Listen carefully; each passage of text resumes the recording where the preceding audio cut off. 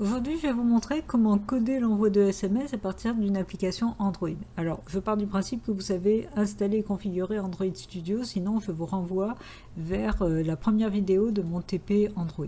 Donc là, on va commencer un nouveau projet. Vous l'appelez comme vous voulez. Alors, je vais l'appeler SMS Application, par exemple. Vous choisissez l'endroit où vous voulez enregistrer votre projet dans le Project Location. Ensuite, Next, on va garder l'API 16. On va garder aussi, avec Next, on va garder Empty Activity pour avoir une activité vide.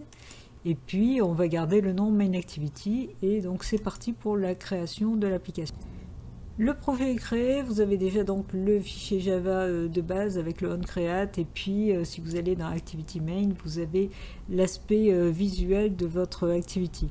Alors on va tout de suite toucher cet aspect-là, donc il suffit que déjà vous enleviez le Hello World par défaut, vous sélectionnez et vous appuyez sur Supr, et puis on va créer un layout. Alors on va choisir un vertical layout, linéaire layout vertical, vous le faites glisser ici, de façon à ce qu'à l'intérieur, on puisse mettre une zone de texte pour saisir le numéro de téléphone, une zone pour le message et un bouton d'envoi, tout simplement.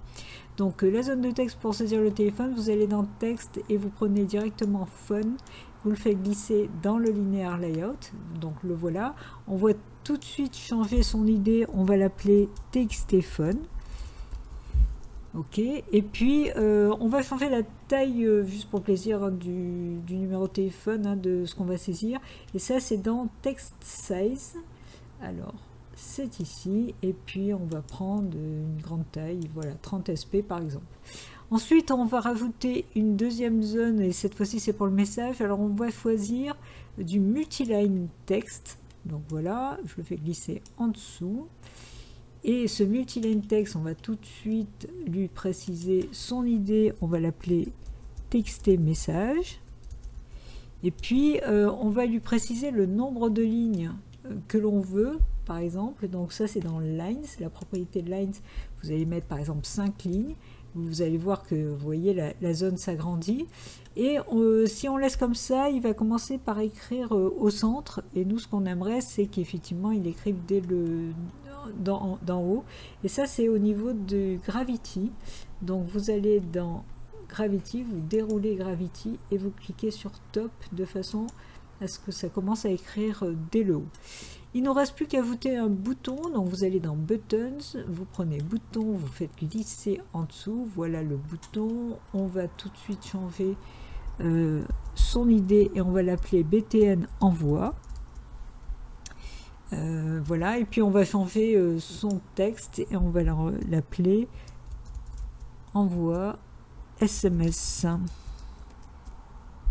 Et voilà, donc là on a l'application, enfin l'aspect visuel de l'application qui est créée. On va pouvoir revenir dans la partie code. Alors la première chose que l'on veut, c'est pouvoir faire le lien avec les 3 objets graphiques. Donc on va tout de suite définir des propriétés qui vont faire le lien. Alors en privé, je vais définir un edit text qui va me permettre de récupérer le phone, le numéro de téléphone. Alors comment je sais que c'est edit text? Je vous rappelle, c'est très simple, je reviens ici. Vous voyez, ici on a nos objets TXTphone, TXTmessage et BTN envoi, et on a les types ici. Donc edit text et button. Donc voilà, c'est très facile à repérer.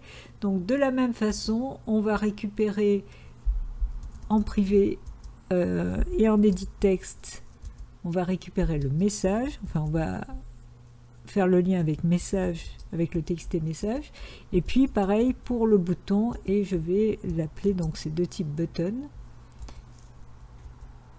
et je vais l'appeler envoi.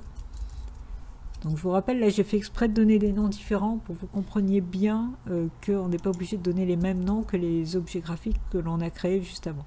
Alors, par habitude, je préfère créer, pas tout mettre dans le onCreate. Vous savez que le onCreate va s'exécuter dès l'ouverture de l'activity.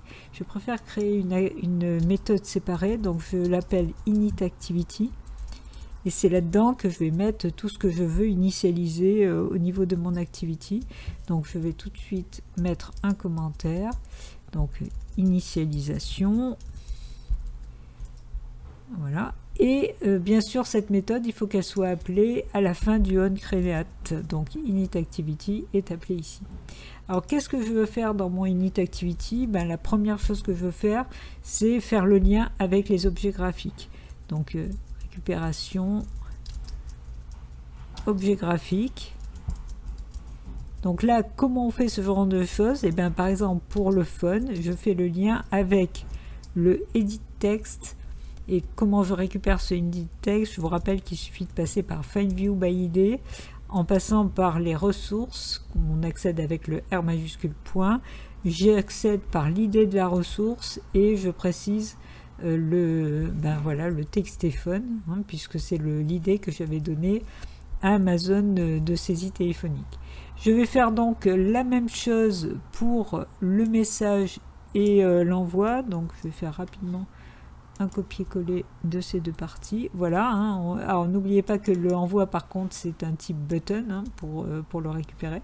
Et à partir de là, il faut que je gère l'événement sur le clic du bouton. Alors ça, je vais faire aussi une méthode séparée pour le gérer.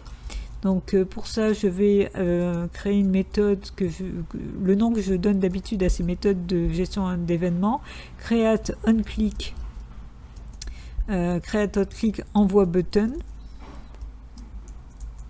Alors si je l'écris bien, c'est encore mieux. Voilà. Donc c'est une méthode qui renvoie rien et qui reçoit rien. C'est juste que il faut évidemment. Alors je vais mettre un commentaire. Donc clic. Oulala. Voilà, clic sur bouton envoi.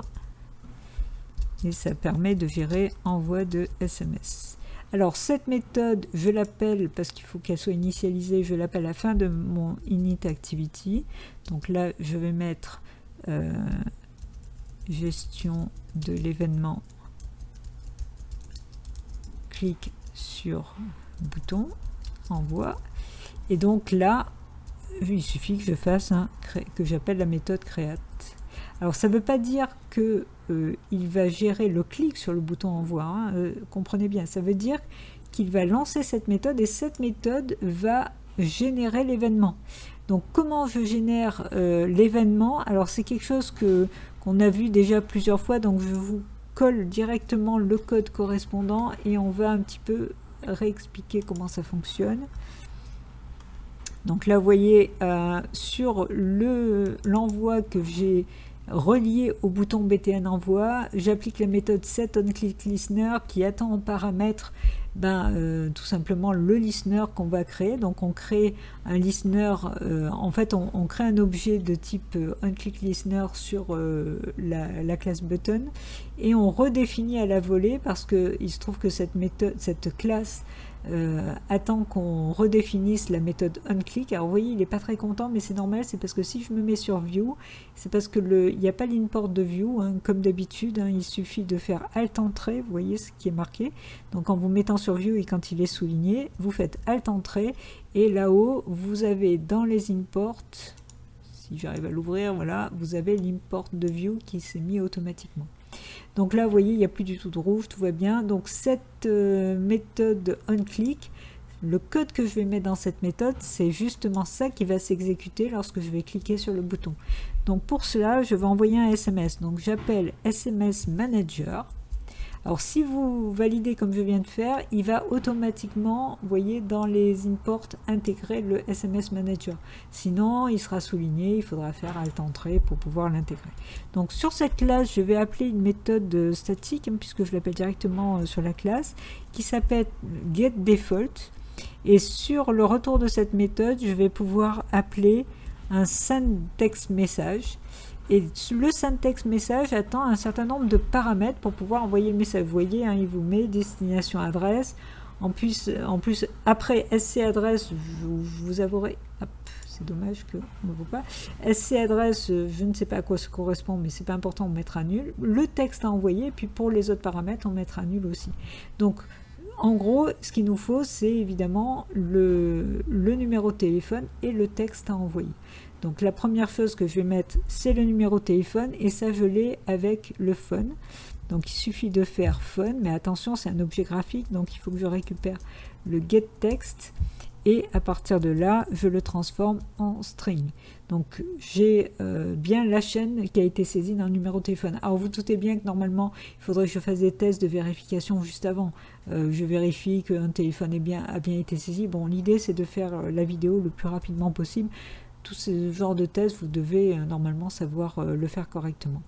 Donc ensuite, je vous ai dit que le deuxième paramètre, on allait mettre nul tout simplement. On ne va pas chercher à faire plus compliqué. En troisième paramètre, ce qu'il attend, c'est le message. Donc le message, je l'ai tout simplement dans message. Et pareil, je vais faire un getText puisque c'est un objet graphique et je vais le transformer en type string. Et il reste deux paramètres. Donc je vais mettre, comme je vous ai dit, nul aux deux autres paramètres. Voilà, eh bien le programme est terminé dans l'état. Seulement maintenant il va falloir passer à une autre étape, c'est-à-dire le fait de lui donner les droits d'accéder en fait aux SMS, d'envoyer des SMS et d'accéder aux informations du téléphone. Alors pour cela, il faut aller dans le manifeste. Donc vous développez app manifeste et vous ouvrez Android manifeste. Et à cet endroit-là, vous allez rajouter 3 permissions. Les permissions suivantes, le read phone state et puis les permissions sur les SMS. Et là, vous allez pouvoir donc gérer l'envoi de SMS et gérer l'état du téléphone. Donc, à partir de là, c'est terminé.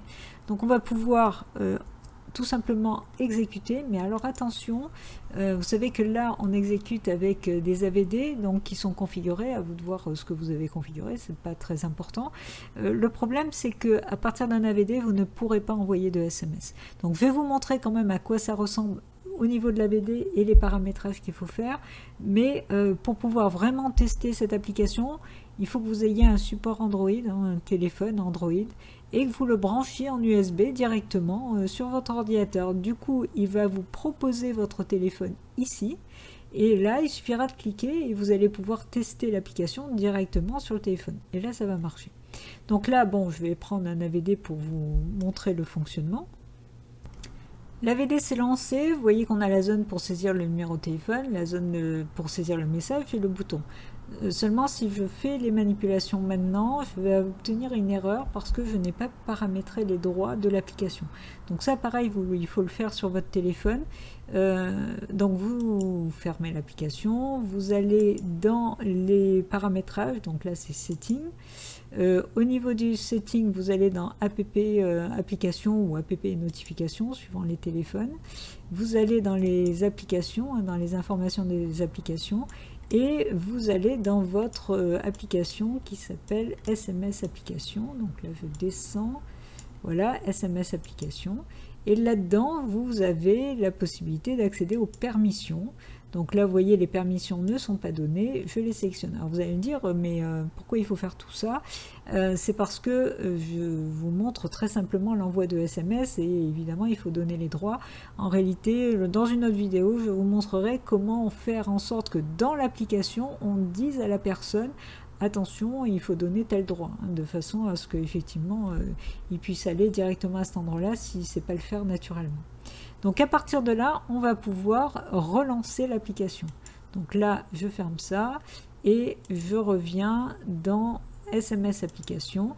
Et là, vous voyez, je reviens dans ma zone. J'ai même pas besoin de relancer à partir d'Android Studio, puisque l'APK est installée sur le téléphone, donc je peux maintenant tester. Donc là, il suffit que vous rentriez un numéro de téléphone. Alors évidemment, à vous de rentrer. Alors je vous conseille tout simplement pour faire le test, de rentrer le numéro de téléphone sur lequel vous faites le test, ou bien un autre numéro, ça n'a pas d'importance. Là, vous allez pouvoir saisir le texte, donc texte du... Là, texte du... Alors il est en version anglais, vous voyez, donc ça c'est pas important, du message, et vous pouvez même le tester sur plusieurs lignes. Sur plusieurs lignes. Voilà. Et là, à partir de là, vous allez pouvoir cliquer sur Envoi. Alors évidemment, nous, on voit rien puisque on ne peut pas voir la réception du message. Mais si vous faites le test directement sur votre téléphone et que vous mettez votre numéro de téléphone, vous allez recevoir tout de suite un SMS. Si vous mettez le numéro de téléphone de quelqu'un d'autre pour tester, la personne recevra le SMS. Voilà, cette vidéo est terminée, c'était juste pour vous montrer cette petite notion. Donc je vous dis à très bientôt et surtout n'oubliez pas de coder.